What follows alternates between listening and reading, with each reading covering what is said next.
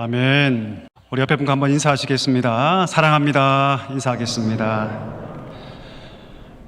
특별히 내일부터 우리 민족구회 명절인데요. 우리 한번 인사할까요? 행복한 설날 되십시오. 한번 인사할까요? 행복한 설날 되십시오. 오늘도 하나님의 은혜를 구하며 주 앞에 나온 충현의 모든 성도들에게 우리 이 말씀을 통해서 주의 은혜가 충만하게 임하기를 간절히 축복합니다. 오늘 말씀 본문을 보면 사사기 말이라는 맥락 속에서 이 말씀을 이해하면 오늘 본문이 처하고 있는 상황은 정치적으로 볼 때는 다소 안정되어 보입니다. 왜냐하면 사사이자 또 대제사장이었던 엘리가 벌써 40년 가까이 이스라엘을 통치하고 있었고, 블레셋이 호시탐탐 이스라엘을 쳐들어오기 위해서 기회를 노리고 있지만 아직 장악된 것은 아니었습니다. 예전에 이방 나라에 압제당했던 그런 상황과 비교할 때 보면 지금 오늘 본문이 처하고 있는 상황은 꽤 괜찮은 상황으로 보입니다. 그런데 여러분, 하나님의 평가는 어떨까요? 그 시대를 향한 하나님의 평가. 정치적으로 볼 때는 안정되어 보입니다. 이방 나라에 압제당한 것도 아니죠. 한 명의 사사가 벌써 40년을 통치하고 있습니다. 자, 그러면 하나님은 그 시대를 어떻게 평가할까요? 1절에 보면 하나님의 평가가 나오죠. 하나님이 그 시대를 평가하시는데 뭐라고 말씀하시냐면 말씀이 희귀한 시대다. 또 뭐라고 말씀하시냐면 이상이 흔히 보이지 않던 시대다. 이렇게 하나님께서 시대를 평가하십니다. 여러분, 사람은요, 환경과 여건이 좋으면 때때로 환경과 상황이 여건이 좋아서 자기의 영적인 상황까지도 그 좋은 환경에 대입시키려는 경향이 있습니다. 무슨 말이냐면 내 환경과 상황이 참 좋으니까 내 영적인 상황도 굉장히 좋을 것이라고 생각한다는 거죠. 근데 여러분, 때때로 그 반대인 경우가 많이 있습니다. 대표적인 경우가 요한계시록 3장에 등장하는 라오디게아의 교회죠. 여러분, 라오디게아 교회를 잘 아시지 않습니까? 굉장히 부유한 지역에서 굉장히 부유한 교회였습니다. 그들은 외적으로 볼 때는 부족한 것이 거의 없었죠. 거의 모든 것들을 가지고 있던 그런 교회였습니다. 안타깝게도 그 라오디게아 교회는 그들이 가지고 있는 그 외면의 부요함에 자기의 영적인 부요함을 대입시켜 버립니다. 그리고 뭐라고 얘기합니까? 나는 아무런 문제가 없다. 난 영적으로 아무런 문제가 없다라고, 심지어 부유하다라고 자랑합니다. 자, 그때 하나님께서 그 교회를 어떻게 평가하십니까? 정반대로 평가하시죠. 뭐라고 평가하십니까? 너희는 곤고하다. 너희는 가난하다. 너희는 눈 멀었다, 심지어. 그리고 너희는 발가벗겨져 있다. 이렇게 하나님께서 그 교회를 평가하십니다. 우리 자신에게 한번 질문해 보았으면 좋겠습니다. 여러분, 나는 지금 나의 영적인 상태를 어떻게 평가하고 있는지 한번 자신에게 질문해 보았으면 좋겠습니다. 우리가 분명히 할 것은 무엇이냐면 환경의 안정과 부요함이 결코 우리 영적인 상황을 대변하지 않는다는 것입니다. 이것을 분명히 알아야 합니다. 오히려 정반대의 경우가 훨씬 더 많습니다. 진짜 복은 무엇입니까? 우리가 영적인 빈곤을 느끼면서 하나님께 더 깊이 나아가는 것, 그게 진짜 복입니다. 이것을 알아야 합니다. 만약 지금의 환경이, 지금의 상황이 가난하고 어렵고 눈물 나고 고통스럽고 환경이 여의치 않아서 그것이 우리를 하나님께 나아가게 하는 도구가 되고 있다면 그 환경의 어려움과 고난은요, 그것은 축복인 것이죠. 하나님의 은혜의 도구인 것이죠. 만약 우리 가운데 그런 분이 계시다면, 특별히 우리 코로나 시대를 겪으면서 그런 환경 가운데 있는 분이 계시다면, 그것 때문에 내가 더 하나님께 나아가게 되었다, 그것 때문에 하나님을 경외하게 되었다면 바라기는 하나님께 감사할 수 있기를 간절히 소망합니다. 자, 그렇다면 말씀으로 돌아와서 왜 이 시대는 그렇게 말씀이 희귀해졌을까요? 그 이유가 과연 무엇일까요? 지금 우리가 가지고 있는 이 문서화된 성경이 없다는 뜻일까요? 물론 여러분, 그 시대는요, 지금처럼 대규모로 인쇄된 그런 문서로서의 성경은 별로 없었습니다. 가지고 있지 않았죠. 자, 그런데 여러분, 이스라엘 안에는 어떤 문화가 있냐면 기록하는 문화가 있습니다. 중요한 것은 기록하는 문화가 있죠. 이 전통이 어디에서부터 시작됐냐면 하나님께서 출애굽한 이후에 율법을 주시면서 뭘 할 것을 명령하십니까? 기록하라고 명령하시죠. 그것을 기록하라. 그래서 여러분, 모세는요, 율법을 다 기록합니다. 뿐만 아니죠, 그가 온 백성을 다 계수한 이후에도 그것을 다 기록합니다. 심지어는 광야의 모든 노정도 다 하나하나 한 사건을 다 기록합니다. 또 하나님께서 신명기 11장 20절에 보면 뭐라 말씀하시냐면, 하나님의 중요한 율법들을 기록하여서 손목과 미간에 그것을 뭐하라? 기록하여 붙이라 라고 말씀하시죠. 또 그 말씀을 너의 집의 문설주와 바깥문에 뭐하라? 기록하라 라고 말씀하세요. 따라서 여러분, 이스라엘 백성에게 이 기록이라는 전통은 하나의 문화이고 하나의 중요한 전통이었습니다. 전체는 아닐지 몰라도, 율법 전체는 아닐지 몰라도 중요한 것들은 나름의 방법으로 아마도 기록되어서 그들은 보관했을 것이다, 이렇게 우리가 추측할 수 있습니다. 따라서 오늘 저자가 말씀이 희귀해졌다라고 평가할 때 그 희귀함은 문서로 기록된 율법이 없다는 뜻이 아니라, 사실은 외적인 것에 있는 것이 아니라 이스라엘 백성들의 내면에 있었다는 것이죠. 그 마음에 있었습니다. 근본 원인이, 말씀이 희귀해진 근본 원인이 외적인 것에 있는 것이 아니라 그들의 마음에 있었다는 것이죠. 그러면 그 마음이 어떠했길래? 그것은 무엇이냐면 그들 자신이 스스로 왕이었기 때문이었습니다. 자신들이 왕이었어요. 여러분, 사무엘상 앞에 있는 성경인 사사기 마지막은 이렇게 끝납니다. 그때 이스라엘 왕이 없으므로 사람이 각기 자기의 소견에 옳은 대로 행하였더라. 왕이 없던 것이 아니죠, 여러분. 왕은 처음부터 누구셨습니까? 하나님이셨습니다. 그러나 그들이 스스로 하나님이 왕 되신 것을 다 거부해버리고 자기 자신이 왕이 돼버립니다. 그럼 자신이 왕이 되면 어떤 일이 벌어질까요? 남의 얘기를 들을까요, 안 들을까요? 잘 안 듣습니다. 들을 수가 없죠. 왜요? 내가 왕인데요. 그들이 율법을 모르는 것이 아닙니다. 기록된 문서가 없던 것이 아니에요. 진정한 왕이신 하나님을 폐위시켜버리고 자신이 거기에 왕으로 되니 왕의 율법을 듣기 싫었던 것이죠. 지킬 마음이 없었던 것입니다. 여러분, 우리 가운데도 이런 사람들이 있을 수 있습니다. 여전히 그 삶에 자기가 왕인 분들, 신앙생활을 오래 해도 10년, 20년, 30년 오래 해도 여전히 자기 삶의 왕인 분들, 그런 분들은 아무리 책을 통해서, 문서를 통해서, 영상을 통해서, 아니 하나님의 사람이 그 코앞에서 말씀을 선포해도 결코 그 말씀을 따라갈 수 없습니다. 따라갈 의지조차 생기지 않습니다. 이유가 무엇입니까? 하나님의 말씀이 진리가 아니어서가 아닙니다.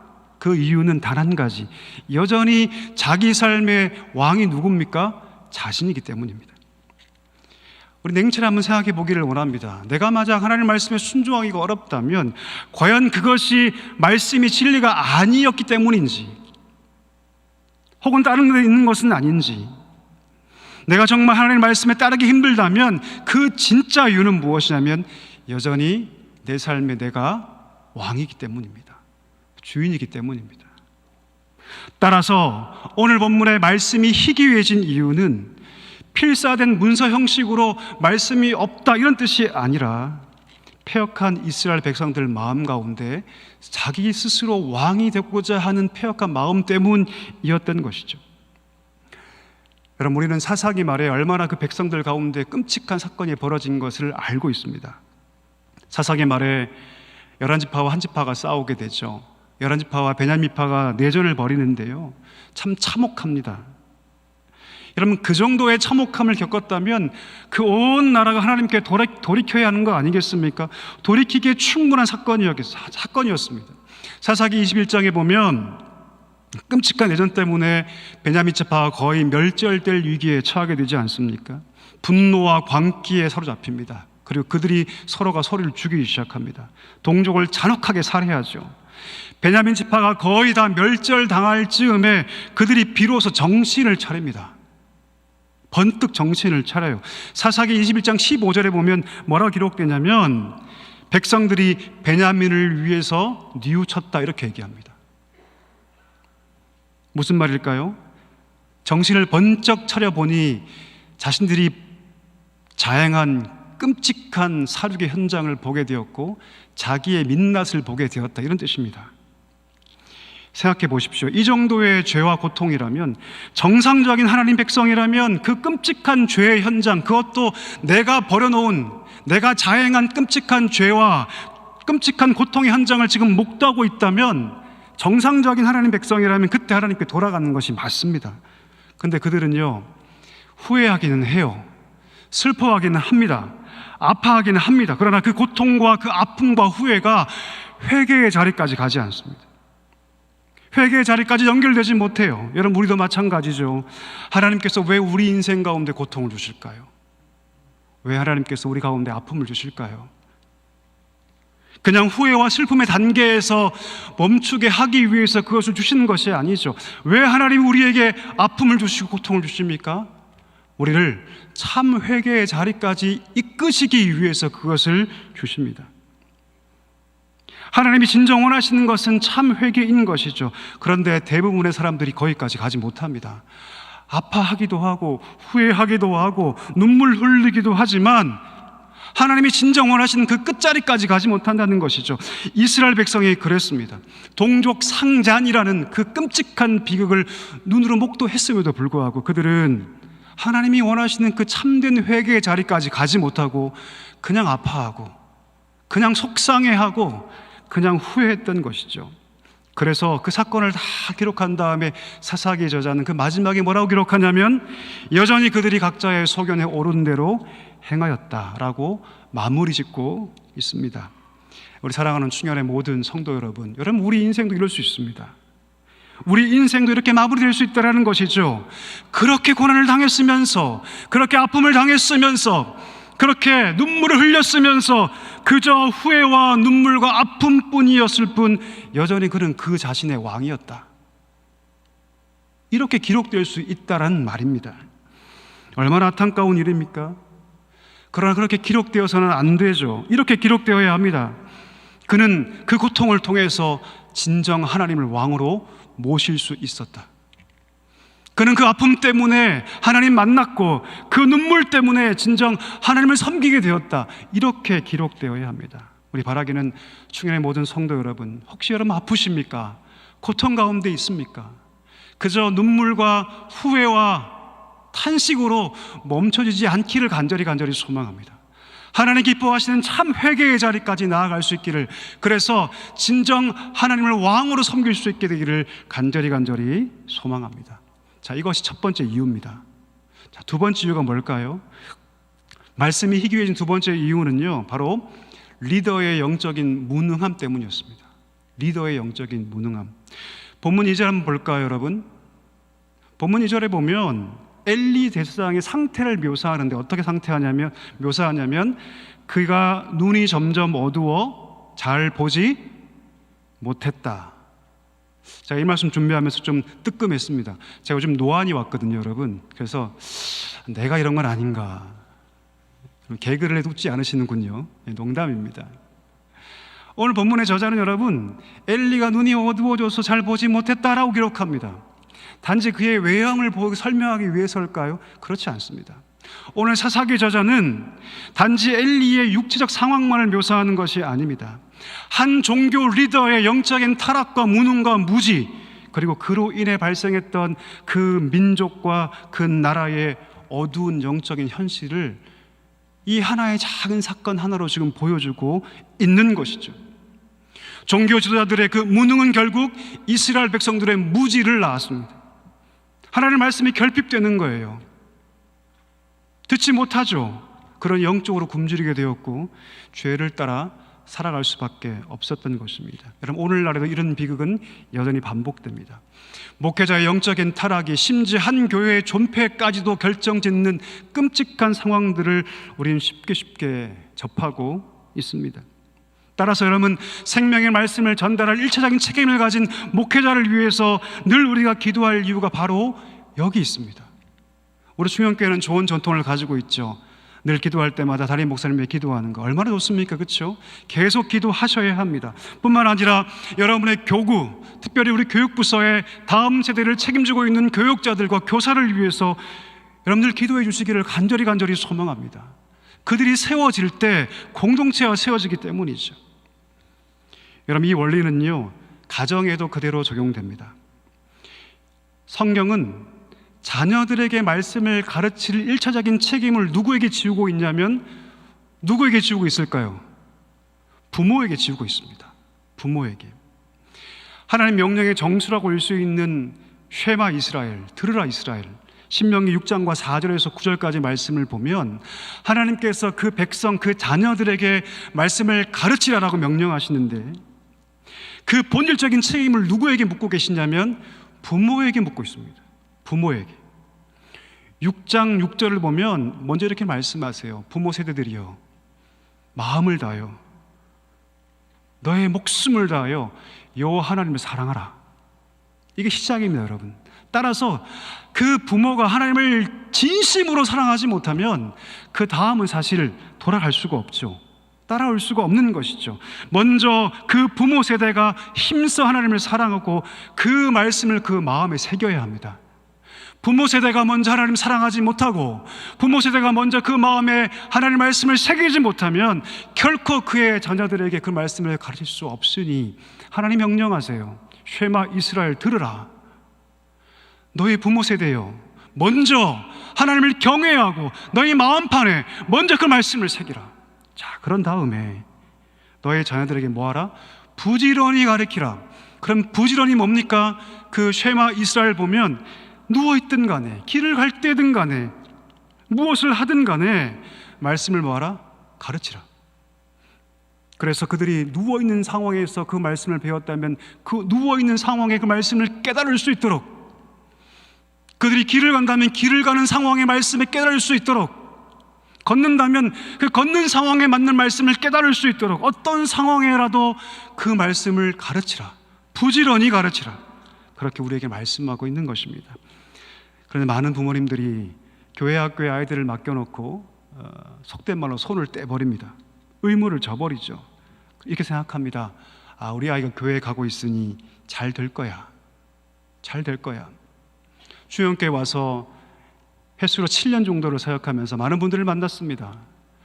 많은 분들이 함께 고민하는 것이 무엇이냐면, 목사님, 우리 아이가 중학교 때까지는 혹은 고등학교 때까지는 교회를 잘 나왔는데 지금 나오지 않습니다. 어떻게 해야 할까요? 이렇게 말하는 분들이 너무나 많이 있습니다.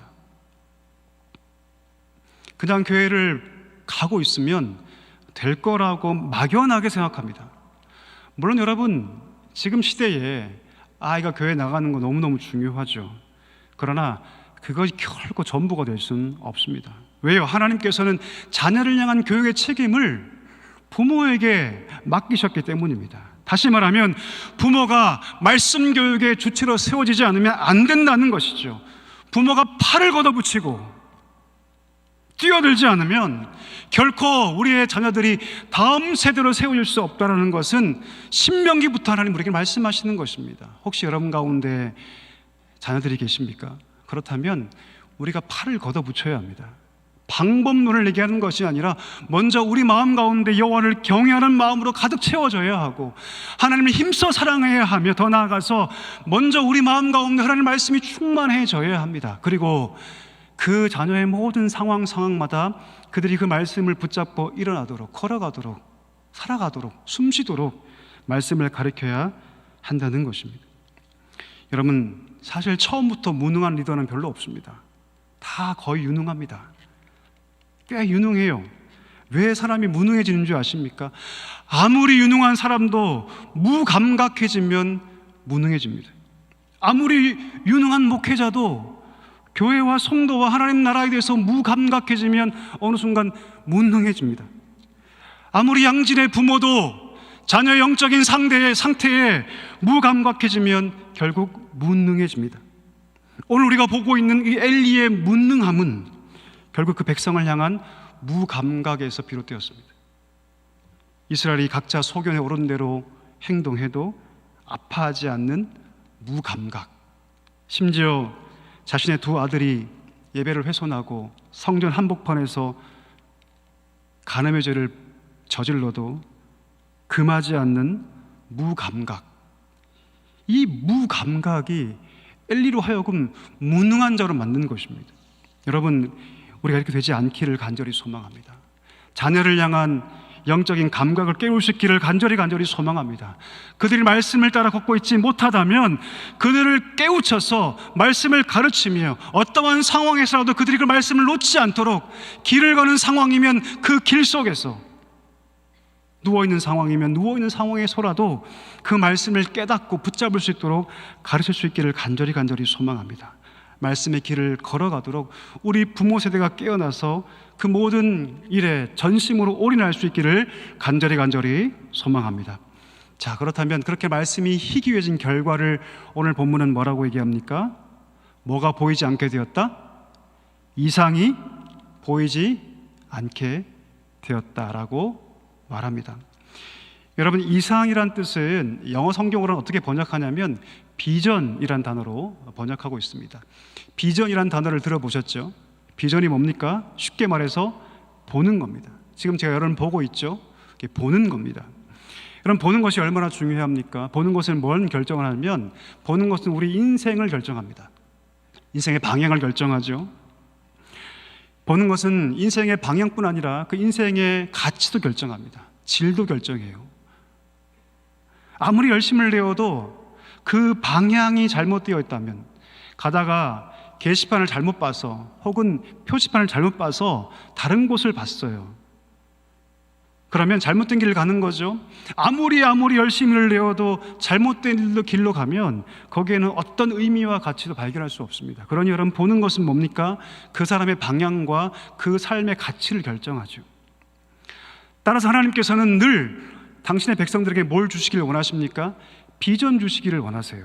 그 비전을 따라서 하나님의 백성들이 바른 길로 가기를 원하세요. 그래서 그 길에서 가치를 발견하고 의미를 발견하기를 원하세요.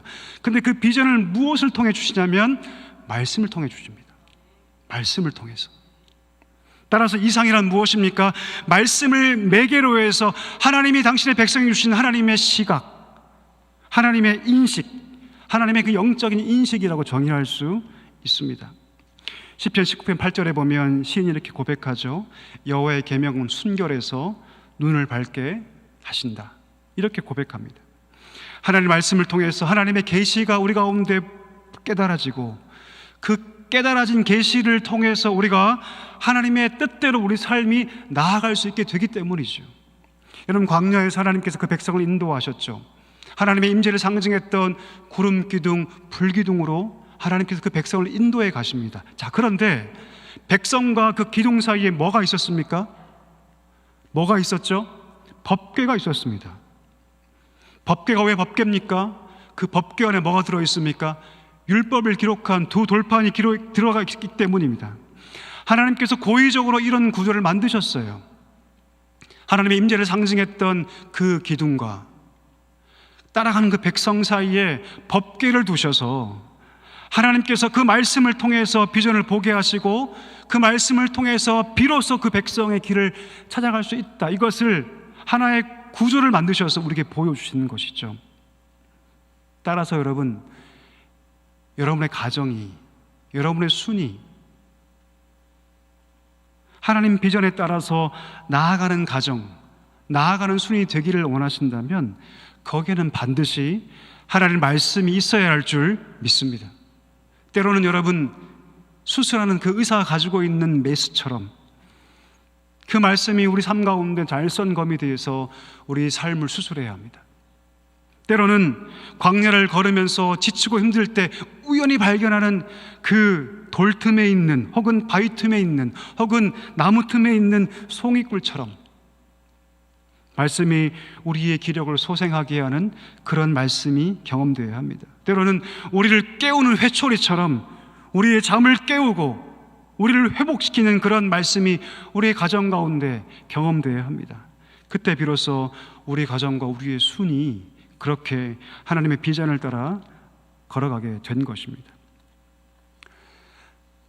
오늘 말씀에 보면, 그런데 이스라엘 백성 가운데 말씀이 희귀해져 버렸습니다. 이상이 보이지 않게 되었습니다. 어디로 가야 할까요? 무엇을 해야 할까요? 그들이 알지 못합니다. 자기 마음대로 행동하고 자기 뜻대로 행동합니다. 무엇이 옳은지 알지 못하니 그들의 인생에 가치가 없습니다. 죄가 죄를 낳고 악이 악을 낳는 그런 끔찍한 상황으로 전락해 버렸습니다. 심지어 성전 한복판에서 제사장이 음란한 성범죄를 저지르는 지경까지 전락해 버렸습니다. 여러분, 이 백성 가운데 희망이 있습니까? 어떻습니까? 이 백성 가운데 소망을 얘기할 수 있을까요? 어떻습니까? 자, 그런데 성경은 이런 비극적인 상황 가운데서 이렇게 말합니다. 뭐라고 얘기합니까? 하나님의 등불은 아직 꺼지지 않았다. 그리고 사무엘이 법궤에 있는 여호와의 전 안에 누워 있다. 이렇게 얘기합니다. 아무도 소망을 얘기할 수 없는데 가장 절망적이고 끔찍한 죄의 현장, 그 암흑의 현장에서 성경은 뭐라고 얘기하냐면 하나님의 등불은 꺼지지 않았다. 사무엘이 그 안에 누워있다. 이렇게 얘기합니다. 여러분, 하나님의 등불이란 과연 뭘까요? 하나님의 등불.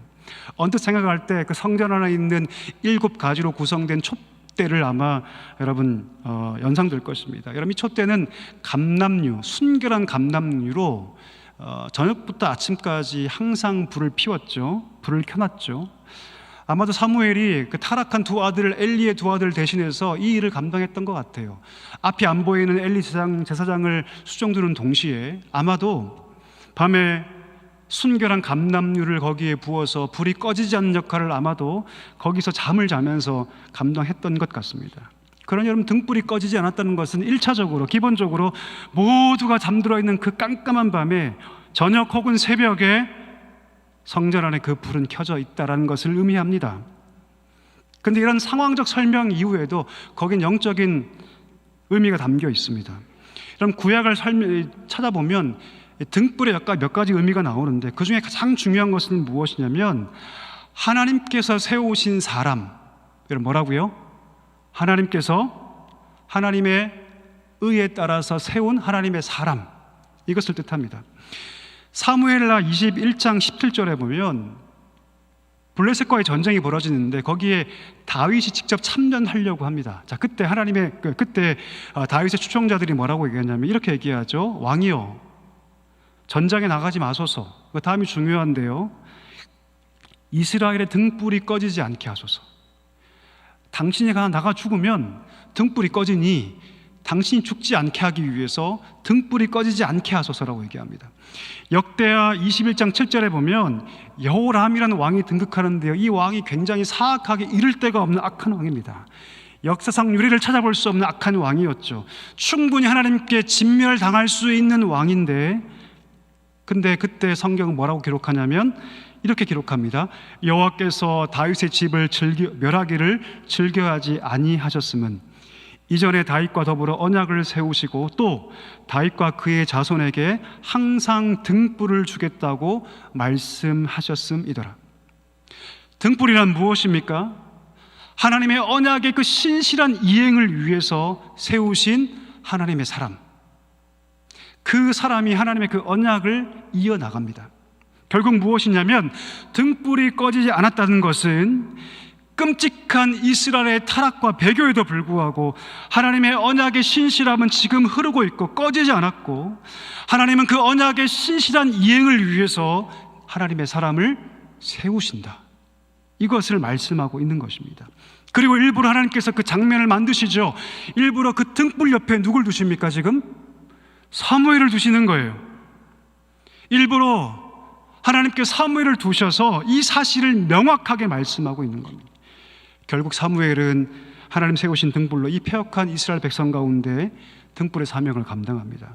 법궤마저 빼앗긴 이스라엘 백성들을 다 모아놓고 이렇게 외치죠. 너희가 전심으로 하나님께 돌아오려거든 이방신을 다 버려라. 전심으로 하나님께 구하라. 그만 섬겨라. 그러면 하나님께서 너희를 건지실 것이다. 그렇게 말하고 있습니다. 그때 이스라엘 백성이 뭐라고 얘기합니까? 내가 여호와만 섬기겠습니다. 여호와만 섬기겠습니다 라고 그들이 고백합니다. 말씀을 정리하기를 원합니다. 사랑하는 성도 여러분, 하나님의 등불은 꺼지지 않았습니다. 밤이 깊고 어둠이 짙을수록 그 빛이 더 드러나서 더 극렬하게 타올랐습니다. 하나님의 신실한 언약을 따라서 등불 같은 하나님의 사람들을 지금껏 세워오셨고, 그 등불을 통해서 이 땅 가운데 하나님의 그 언약의 빛을 밝히셨습니다. 그리고 마침내 완전한 등불로 예수께서 이 땅 가운데 오셔서 성령으로 임재하셔서 우리 마음 가운데 임하시고 영원히 꺼지지 않는 생명의 빛이 되신 줄 믿습니다. 우리 마음 가운데 그 예수님께서 빛으로 타고 계셔요. 여러분, 그 등불로 타고 계십니다. 엘리 시대와 같은 이 시대 가운데 하나님께서 우리에게 무엇을 요구하실까요? 사사기 시대 같은 이 시대 가운데 하나님 우리에게 무엇을 요구하실까요? 한 가지입니다. 그 등불이 우리 마음 가운데 계시다면 그 등불의 사명을 감당하라. 오늘 4절에 보면 하나님께서 꼬마 그 사무엘을 부르시잖아요. 네가 어디 있느냐 부르시지 않습니까? 하나님께서 이 시대 가운데 저와 여러분을 부르십니다. 우리 심령 가운데 영원한 등불 되신 예수님이 임재하고 계시니 너희도 뭐하라? 이 시대의 등불로 타올라라. 딱딱하게 굳어져 버림받는 삶이 아니라 마지막 한 기름까지 태워져 하나님께 올려드리는 그 등불로서 너희 삶을 하나님께 드려라. 그렇게 우리에게 도전하고 계시는 것입니다. 사랑하는 성도 여러분, 여러분 때문에 여러분 가정 가운데 소망이 있습니다. 아멘이십니까? 여러분 때문에 여러분의 자녀가 소망이 있습니다. 여러분 때문에 여러분의 이웃에 소망이 있습니다. 우리가 하나님의 그 등불을 담은 자로서 이 시대 가운데 등불의 사명을 감당할 때 하나님께서 우리를 사용하셔서 그 옛날 그 어린 사무엘을 사용하신 하나님이 우리를 통해서 시대를 밝히시고 어둠을 깨트리시고 이 시대 가운데 놀라운 구원의 역사, 생명의 역사를 일으키실 줄 믿습니다. 이 일에 쓰임받는 우리 충혈의 모든 가족들 다 될 수 있기를 주의 이름으로 간절히 축원합니다. 함께 기도하겠습니다. 은혜가 풍성하신 하나님, 영원한 등불 되셔서 이 땅 가운데 오신 예수 그리스도가 성령으로 우리 마음 가운데 임재하여 계십니다. 이것이 얼마나 놀라운 은혜인지를 다시금 기억하게 해주시고 어두운 이 시대, 엘리의 시대와 같은 이 시대 속에서 등불의 사명을 감당하는 우리 모두가 되게 하여 주시옵소서. 예수님의 이름으로 기도하옵나이다. 아멘.